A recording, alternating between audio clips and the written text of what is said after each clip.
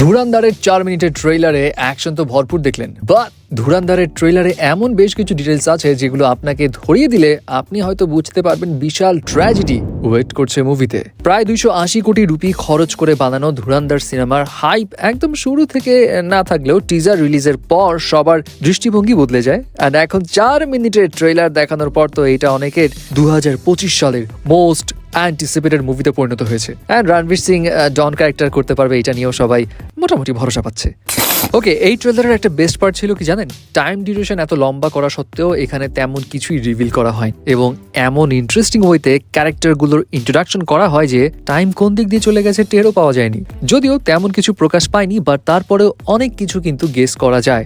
First of all, ট্রেলারে বলে দেওয়া হয়েছে এটা সত্য ঘটনা থেকে ইন্সপায়ার, যেটা আমরা মুভি অ্যানাউন্সমেন্ট থেকেই জানি। অ্যান্ড অনেকেই ধারণা করেছিল এটা হয়তো 1900 সালের কোনো এক মিশন রিলেটেড কাহিনী হবে। বাট ট্রেলারে একদম শুরুর সিনে যেখানে অর্জুন রামপাল ছিল, ওইখানে আপনি দেওয়ালে টাঙানো ক্যালেন্ডারটা একটু খেয়াল করলে দেখবেন ওখানে অ্যারাবিকে লেখা 2008। অ্যান্ড মোস্ট প্রবাবলি এখানে সিনেমার টাইমলাইনটা ওই 2008 থেকে 9-এর ঘটনাই হবে এবং 2008 সালে ঘটে যাওয়া তাজ ইনসিডেন্টের পরবর্তী ঘটনার উপর বেস করে সিনেমার স্টোরি প্লটটা ডেভেলপ করা হবে। এমনটা ভাবার পিছিয়ে আবার বেশ কিছু রিজন আছে। অর্জুন রামপালের ক্যারেক্টারের নাম মেজর ইকবাল এবং মিডিয়া রিপোর্টস থেকে জানা যায় 2008 সালে ওই তাজ ইনসিডেন্টের মাস্টার প্ল্যান, এক্সিকিউশন, ফান্ডিং সব কিছুর দায়িত্ব ছিল মেজর ইকবালের। তারপর আকশে খান্নার রহমান ডেকাইত এই ক্যারেক্টারটাও কিন্তু রিয়েল লাইফে এক্সিস্ট করে, যেখানে পাকিস্তানের করাচির লায়ারি নামক এলাকায় এই লোকটা ছিল একজন বিশাল গ্যাংস্টার।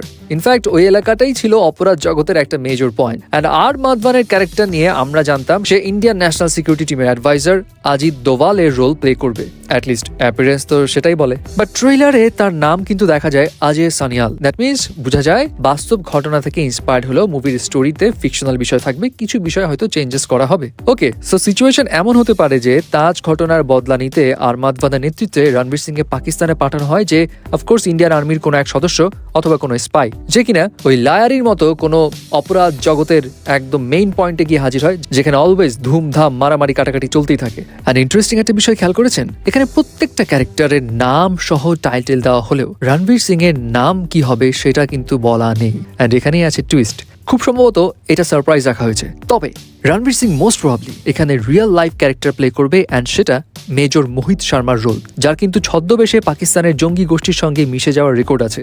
যদিও 2009 সালের একটা মিশনে সে শহীদ হয়ে যায়। অ্যান্ড যদি আসলেই রণবীর এই ক্যারেক্টারটা প্লে করে, তবে 2009 সালের ওই মিশনের ঘটনাটাই হয়তো রণবীর সিং এর সঙ্গে ঘটবে এবং আলটিমেটলি রণবীর ক্যারেক্টারও হয়তো এমন ট্র্যাজেডি ফেস করতে পারে।